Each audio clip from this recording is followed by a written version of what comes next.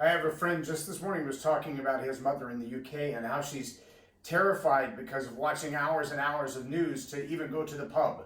Which is, we're not talking about a big nightclub, we're talking about the local village hangout where, everybody goes to grab a cup of coffee or just to chill. It'd be the same as me saying I'm afraid to go to the local coffee shop. Because what I saw in the news about what's going on with the coronavirus or whatever else it's just horrifying me. Trust me, my friends, fear will own you if you let it. Welcome to Leading Leaders Podcast. 5-minute videos, 5 days a week. I'm Loren Norris with Leading Leaders Podcast. There is this thing in the human body called stress. Stress usually starts in our mind. It starts with the things that we're thinking about, especially things that are negative. And when we have a little bit of a health scare, we have a little bit of a financial scare, we have a little bit of an emotional scare, a relationship that's in danger, maybe a job that's in danger, we tend to let that stuff get at us.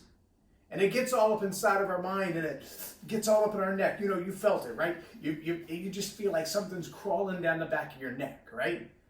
And then it just gets a hold of your emotional base.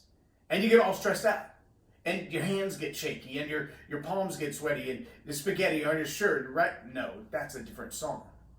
But the kind of fear that overwhelms your emotions and causes you to just feel like you're going to be nauseous. That kind of fear causes all kinds of stress-related illnesses. In fact, grab Dr. Caroline Leaf's book sometime and just read through.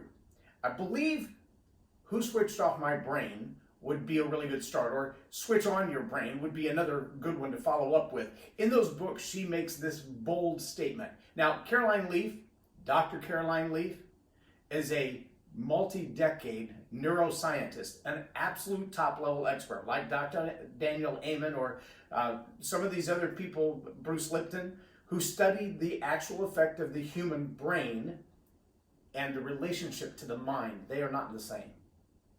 But Caroline Leaf says it this way: 75 to 98% of the chronic illnesses in the human body are the result of toxic thinking, aka stress, aka fear manifested.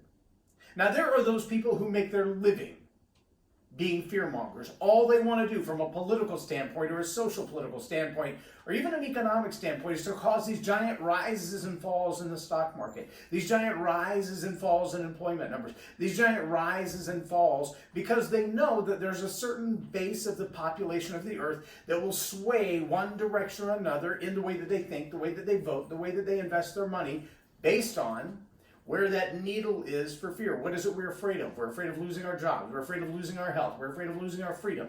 And they can push the mass populations one way or the other. There was an old phrase used for that back in the pre-colonial days even. The phrase was useful idiots. These are people who don't think through everything. They just hear one thing and they emotionally respond to it and they make all their decisions based on that.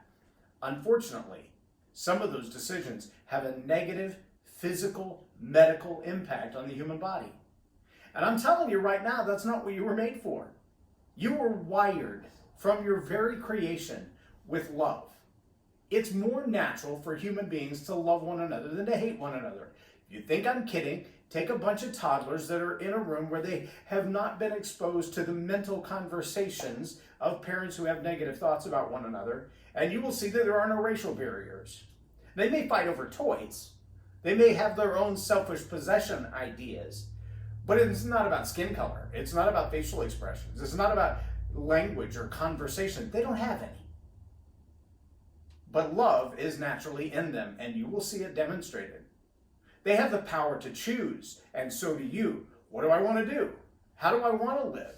Do I want to be friends with this little guy or not friends with that little girl? It's a choice. And they also have the ability to choose fear. You'll see some of them in the face of opportunity fearlessly charge into a new opportunity, a wall made of paper blocks. And you'll see some cower under the table. Love, power, and a sound mind. Those are the things that you are naturally wired with. The rest of it is conjured up. I'm not saying that it's not a real emotion. It's absolutely a real emotion. The question is, do you have control of it? Or does it have control of you?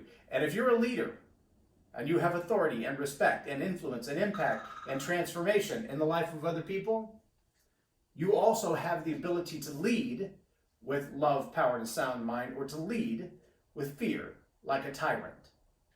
It's your choice. But I encourage you, leave out the stress. Leave out the ill effects of the body under stress. Leave out the horrible relationships that result from that, and lead. Not with fear, not with control and manipulation, not like a tyrant. Lead with love and power and a sound mind. I'm Loren Norris with Leading Leaders Podcast for Tell It Like It Is TV. Have a blessed day. Subscribe now for our extensive video library of leadership lessons promoting faith, family, and freedom.